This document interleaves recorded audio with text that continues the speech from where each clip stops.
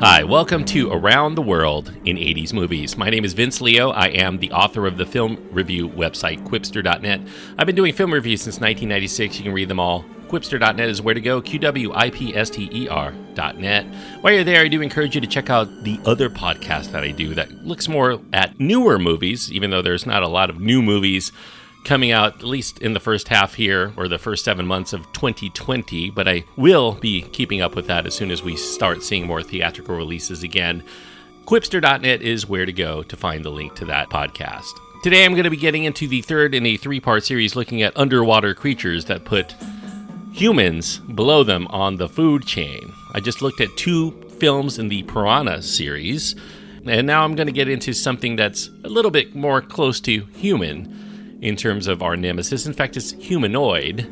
Humanoids from the Deep. It came out in 1980. It is an R-rated film. It does have nudity, sexuality, gore, violence, and language. The runtime is an hour and 20 minutes. Doug McClure, and Turkel, and Vic Morrow are the main stars. Cindy Weintraub, Anthony Pena, Denise Gallick, Lynn Teal, and Megan King are also in the film. Barbara Peeters is the credited director.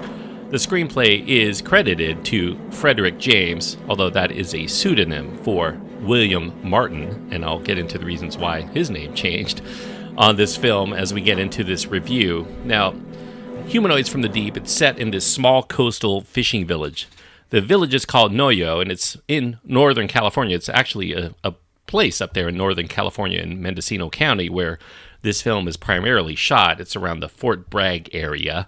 The residents in Noyo are set to celebrate their annual salmon festival, salmon being the main commodity that they are known for. The festival has been on the decline, though, of late because the fish population has been dwindling, and it leaves the town suffering. Doug McClure is a fisherman and trusted community leader named Jim Hill, and he's doing whatever he can to keep harmony among his neighbors in these trying times. Vic Morrow is much more the aggressive type. He's twisting whatever arms are necessary around Noyo to get a company to establish a cannery there. Anthony Pena, though, is among the Native Americans who happen to be protesting the cannery that they think are going to be exploiting his tribe's land. Now, the corporation, the one that plans to put the cannery there, they've been experimenting with ways that they can escalate the growth of fish in the area. And Ann Turkel, she plays this scientist named Dr. Susan Drake, who has led the experiments, which involves tinkering with salmon DNA so that they would grow larger and increase their spawning activity. They're going to be bigger and more in abundance. However, this experiment, as you can imagine, goes awry after these prehistoric fish known as coelacanths. They begin to consume these genetically altered salmon, and that changes their own makeup, their offspring starts to evolve very quickly into these humanoid sea creatures that emerge eventually out of the ocean, attacking landlubbers with an overwhelming desire to not only feed on whatever mammals they can find, but they want to procreate with human women. That's the basic setup of this movie. It pretty much goes on from there to be a horror movie in many respects. Now, Humanoids from the Deep is produced by Roger Corman's New World Pictures. I've just talked about him recently for Piranha, so this is another one that came out a couple of years later that plays in the same playground. They collaborated with United Artists, and they contributed to the $1.5 million budget in exchange for foreign distribution rights. Now, this is an obvious homage to the monster movies that you could find in the 1950s, especially Creature from the Black Lagoon, as well as Corman's own early film from the 50s called Monster from the Ocean Floor, except this one is much more graphic in keeping with the early 1980s slasher vibes. Now, some will also compare this film to another one that came out in 1964 called The Horror of Party Beach. It's kind of obscure to most people today, but in that film, there's this nuclear sludge that creates creatures that come out from the ocean to terrorize people on the shore. That's basically the same premise we have here, although instead of nuclear sludge, we have much more genetic experimentation. Now, just the year before, a film called Alien, that had really kind of originally started as an homage to those old 1950s monster movies, and then it became its own thing. And of course, Jaws being the film that really propelled a lot of these films, that movie launched 1,000 other B movies that tried to emulate Jaws, and Humanoids takes beats from both Alien as well as Jaws in many respects here. Now, Barbara Peeters, the director, she claims that she was offered Humanoids from the Deep, which carried originally the working title of Beneath the Darkness, because all of the other directors that Roger Corman had asked had turned it down. Corman's first choice for taking it on was the director of Piranha, Joe Dante, because he was successful with that, and this was very much in keeping with that same vibe. But Dante, he thought that this was essentially the same story as Piranha with different creatures, so he turned it down. But Corman countered this was actually different than Piranha, because here, the fish were breeding with the humans instead of eating them, although they do kill many of them, but that still wasn't a very persuasive distinction to Dante, who wanted to move on to other things, specifically The Howling, which he would do the following year. Now, as Corman was not used to anyone turning him down within his camp, Dante's refusal effectively ended his tenure with New World Pictures. He was big enough to move on. Corman didn't take it personally. He appeared in several Dante projects over the years since then, including a cameo appearance in The Howling. Now, other directors also passed on it. They claimed that the script wasn't anything that they had wanted to do. In fact, a lot of people considered the script to be pretty bad in its original state. But Peeters, she had worked on a few films under Corman's production house, but she also didn't think that this was the sort of film that she had experience or even a desire to make. She was not a fan of horror flicks, but she needed the job. She had just taken a year off from directing. She had terminal stage melanoma, cancer. She had been put on hiatus by the Directors Guild of America from working on a union film pending medical clearance, but to prove to them that she had the stamina to direct a film, she would accept Humanoids as her next feature. For inspiration as to what to do, she turned to the scariest movie that she had seen as a kid, that aforementioned Creature from the Black Lagoon. She analyzed that movie very closely to figure out how she was going to make her monsters scary for the audience. As she got underway with the production, the shoot she found not particularly pleasant. Peeters couldn't swim. That made being out there in the ocean for some of the scenes very harrowing for her. They shot the water action in late November, and that's when the water was very much freezing up there in Northern California. The actors had to swim in that water a lot of the day or stand around, and they were pretty much with blue lips a lot of the time, which they had to continue to remedy. Now, while sitting with the crew on a barge to get the ocean shots, Peeters and the rest of the crew had a contest of $5 that would go to the first person to throw up each day. That happened to be a very common occurrence.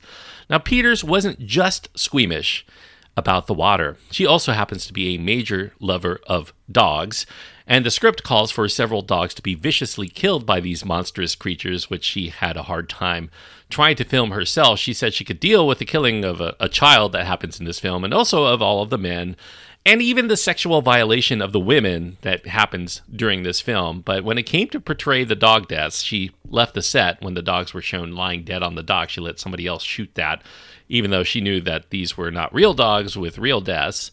Now, the fight scenes that are in this film, some brawls, proved to be a challenge for her as well, not only because there was not a fight choreographer to appear on the set, but because Vic Morrow, the actor whose character instigates most of these brawls, was a notorious klutz, and he had a very difficult time trying to look coordinated enough to pull off his fighting prowess effectively. So they had him have a gang of other people who would do the fighting for him. Doug McClure, he had experience being a stuntman before. He would have the action centered more around him to try to minimize using Morrow for much more than one well-placed kick during a brawl. Both McClure and Morrow had their own issues during the filming of this. They both suffered from alcoholism, and they could get quite cranky if either of them either had too much or not enough of the alcohol. So they would have to ration them beers every couple of hours throughout the day to keep them from getting too dry or a little too tipsy to make it unpleasant for everybody else. Now, during the shoot, Peeters did get approved to return back to the Directors Guild. They expected her at that moment to quit this non-union film to honor her union, but she would not do that, not midstream, and that subsequently caused her to get a $15,000 fine from the DGA for making this movie, which really wiped out pretty much what she was making on it. Corman did tell her that he would cover the fees, but he never did get around to it. Things ended kind of on bad terms, so it was not something she felt comfortable asking for. But as for the reasons why it ended on bad terms, it's because it started with Peeters turning in her final film. The film editor, Mark Goldblatt, he was piecing all of this footage together. He was feeling like things were not really popping as they should. Certain coverages were not adequate. The set pieces that Peeters had filmed lacked a certain excitement to them. So Goldblatt took the footage that he had edited together to Roger Corman to have a look. And Corman agreed. It just really was kind of lifeless. So he asked Goldblatt to try to cut things a little bit tighter, try to punch it up. But even with this, the film just was a little bit too tame for the kind of movies that New World was used to putting out. And also cutting it up this much reduced the runtime to a less than customary length for them. So Corman, he said that they needed to add more to this. So he initially told Peeters that they were going to change a few things to enhance not only the visual effects, but to add additional scenes to make this movie much more of a feature length. But as he began to look more closely at what needed to be added, Corman started to zero in on this notion that it was the rape scenes that were too subtle, and that's why it seemed very tame. Peeters was pulling away, and she was denying the audience the shock value that should be there. So he wanted Peeters to add more footage of the women getting victimized. They needed their clothes to get ripped off. They needed to see these creatures actually going at it with these women. But Peeters, being a feminist, she refused to direct rape scenes or overt violence against women as part of this pure entertainment flick. So Coleman told her that if she's not going to do it, he's going to get somebody else to do it. And he allayed her outrage in that moment by saying that she was going to be consulted about the footage that they were going to add to it before it was put out for release. So she consented to at least wait and see. Corman immediately, he promoted second unit director James Spartalotti. He went from the second unit director to the first assistant director, and he filled in these retouches that Corman expected from the film. Now, if you look at IMDb, there's another director that is credited, Battle Beyond the Stars director Jimmy T. Murakami, that says that he directed additional scenes, but there's a lot of back and forth as to which Jim actually directed this. Was it Jim Spartalotti or Jim Murakami? It depends on where you look. Somebody, one of them, directed additional scenes that included the salmon queen. She gets her top ripped off and then attacked by these creatures.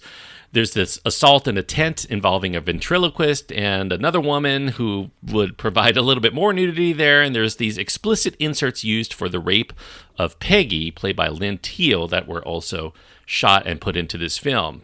Now, Peeters didn't actually get to see all of this footage as it was coming out. In fact, nobody who was in the cast and crew not involved with those scenes even saw it until they had a preview screening where Peeters and the rest of the cast saw this completed film, and she grew livid at the amount of sex and rape that was injected into her feature. Not only because what they added she felt was degrading, but it was also very unnecessary. And she further complained that the new footage doesn't even match a lot of the shots that she had put into her feature. For instance, in the rape scene of Peggy, she originally had a close-up of Peggy just screaming, and then we would see her hands clutching very futilely at the sand. So we don't see, the actual thing, and they made it much more graphic than that. So the graphicness was the main complaint, but it was not the only thing that Peeters really disliked.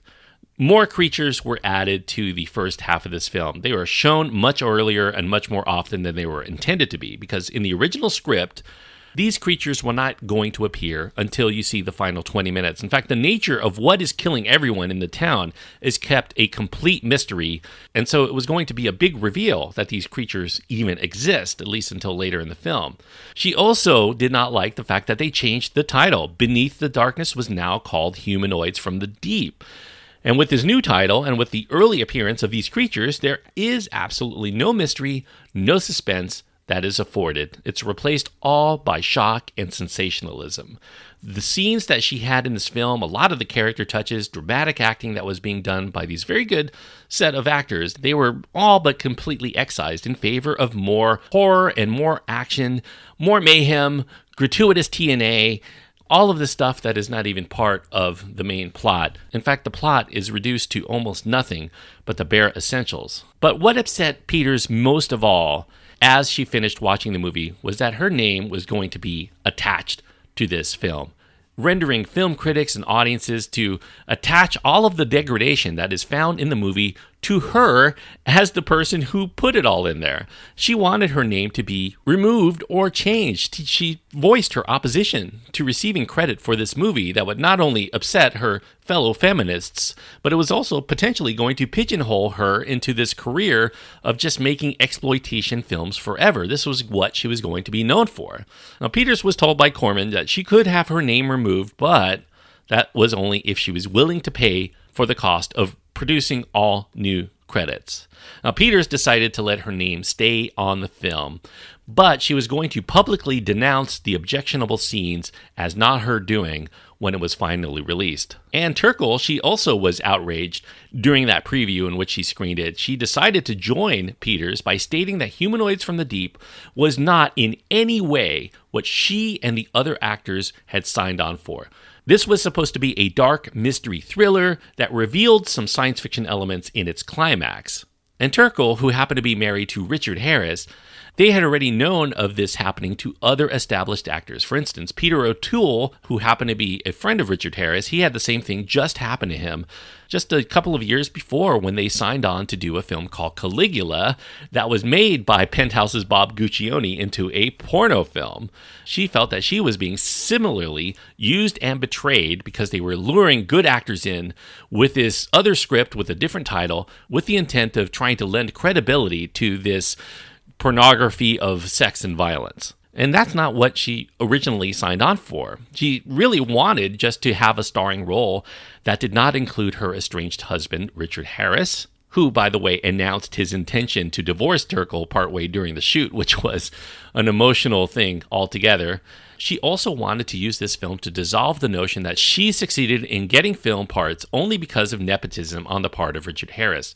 And she also actually really liked the script, as well as the mysterious and alluring title of Beneath the Darkness. She was very much drawn to that title.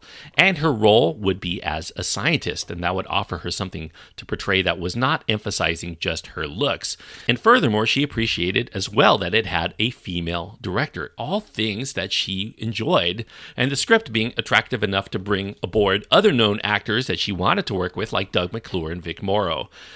But now this script had completely changed without her knowledge, along with the title, and it was just nothing more than a B movie, and a pretty bad one in her estimation. She absolutely hated this title, Humanoids from the Deep. She stated that if this had been the original title, she never even would have read this script, much less signed on to a project with that as the title. She accused Roger Corman and the producer Martin B. Cohen of putting Beneath the Darkness on the script and continuing to call it that during the shoot, merely to lure and placate the actors that they had signed on board. She was so incensed by this that she refused, when she started to do promotional interviews for the movie, she refused to even say the name of the film. In fact, she would tell the person interviewing her not to say the name of the movie too, and that's something that pretty much upset Corman, who really wanted this film to be successful. Turkel felt that having Humanoids from the Deep on her resume made her look like somebody who was willing to accept any role to be in any movie. She did not even want to be associated with it. She filed a grievance with the Screen Actors Guild, first to stop the film from being released because they, as actors, were being deceived. But if they wouldn't do that, she at least wanted her name removed.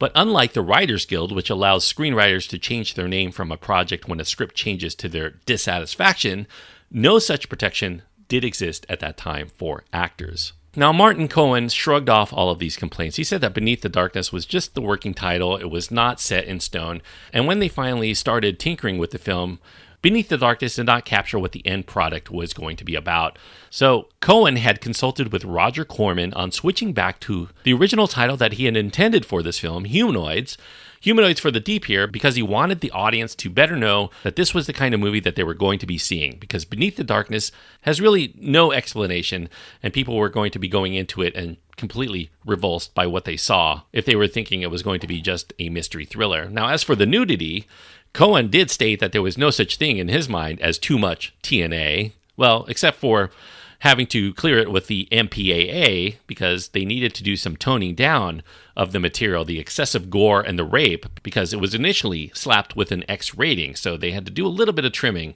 to get it down to an R rating. Cohen does credit the controversy caused by Turkel for going public generating buzz for the picture. So in essence, even though she was trying to hide the name of the movie, it did give it some buzz. It made it a bigger success because now people were going to want to see what this controversial movie was. So he glibly told the press that Turkel was welcome to get on our soapbox for any future movies that he produced.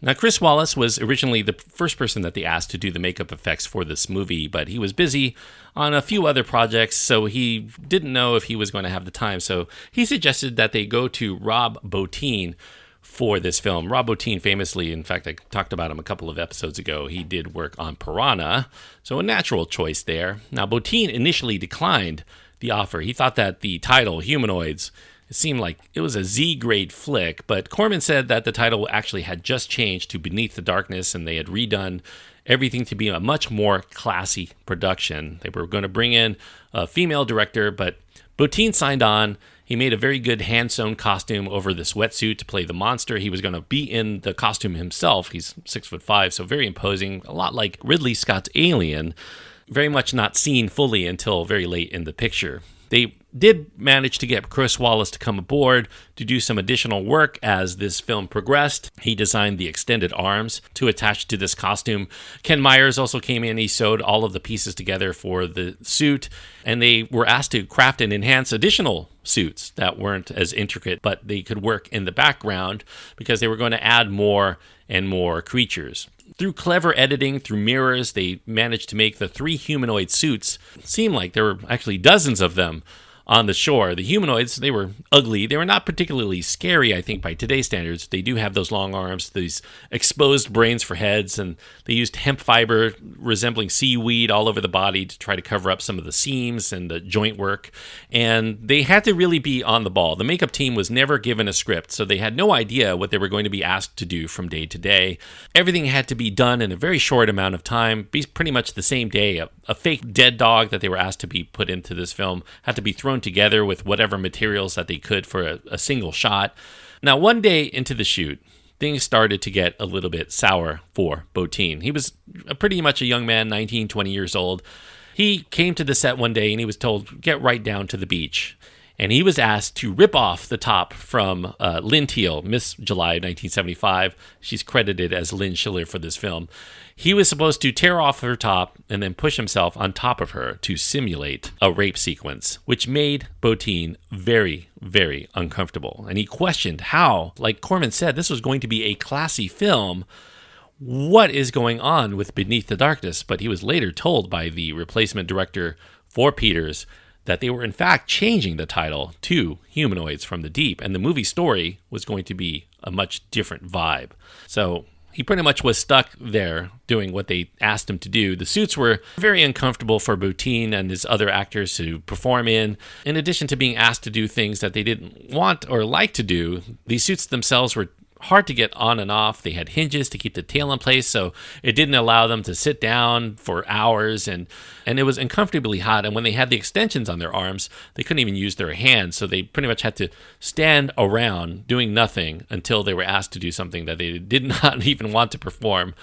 As he was not too happy with what happened here, this would be the last film Bottin ever did for Roger Corman in his career. Bottin would go on to say that he just wanted to forget this film ever existed, and he does not understand when he's asked about it in interviews why some people actually like it. Now, as for the themes, obviously this is a movie that has some things to say underneath.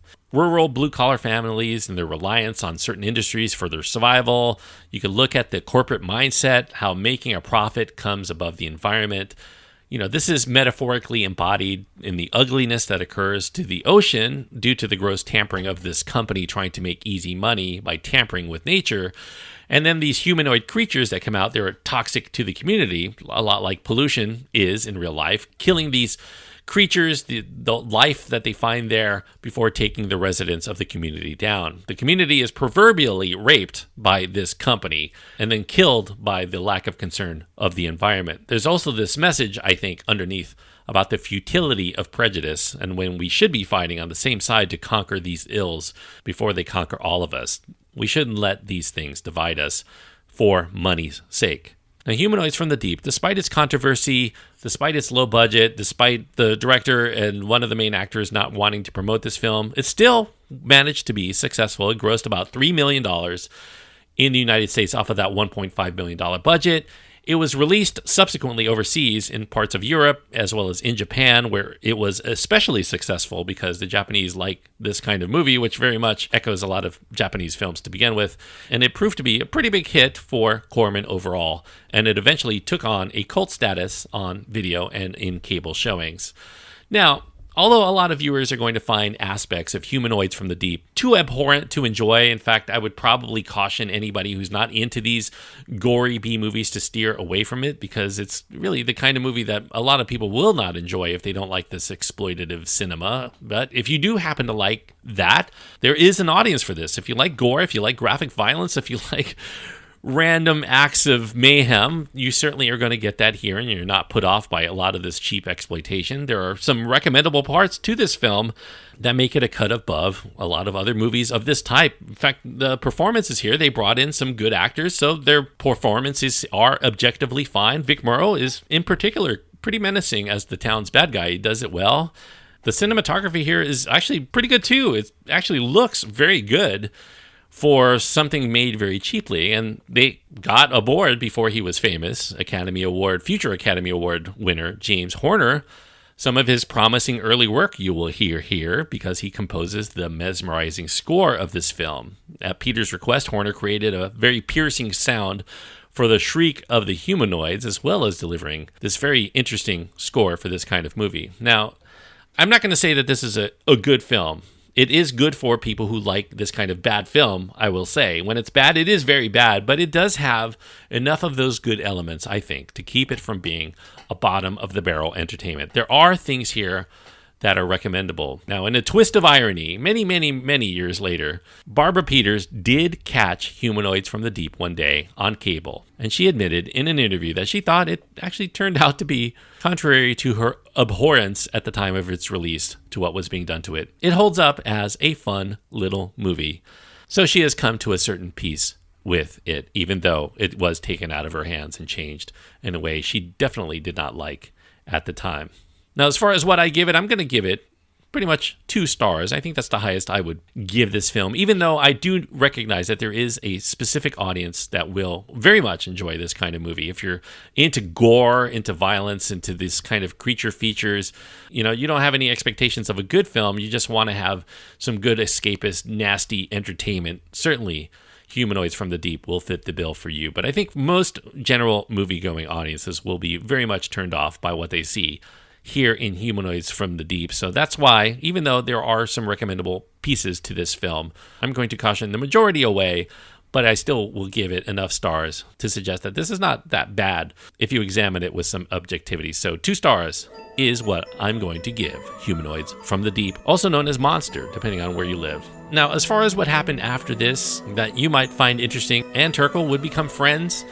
In their defiance of this film, she would collaborate with Barbara Peeters. They wanted to start their own production company called M&J Productions, or M&J Prods, and Turkel was set to appear for that company in a film that Peeters would write and produce and direct called Brother Sister, but it never did get made. Barbara Peeters also would write a screenplay for a movie that was going to be entitled The Indian That Sold the Brooklyn Bridge. It was going to star Turkel's husband, Richard Harris, but that also didn't get made. Obviously, Turkel and Harris were divorcing.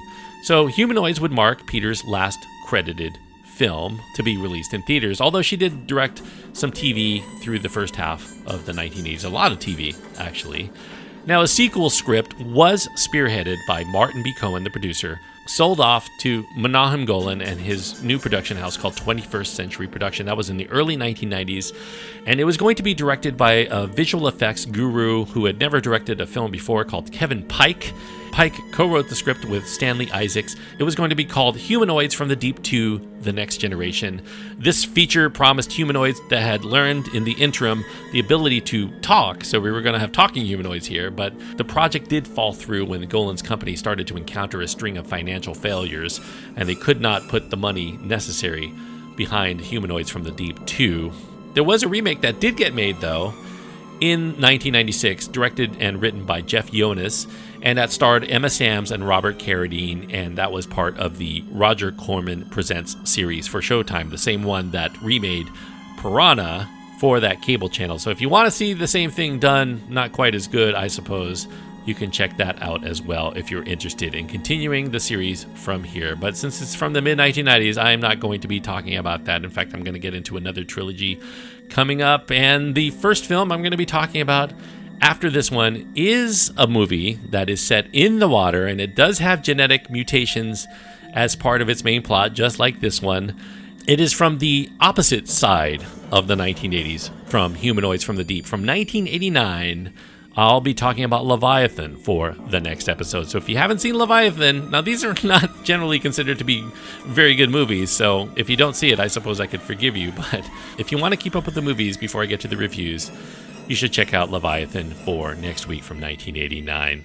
Now, if you have your own thoughts on Humanoids from the Deep, you can go to my website, quipster.net, to write to me. You can find links to my Twitter feed, Facebook page, Instagram to follow me, or contact me there too if you so desire. Until next time, thank you so much for listening and joining me on this trip around the world in 80s movies.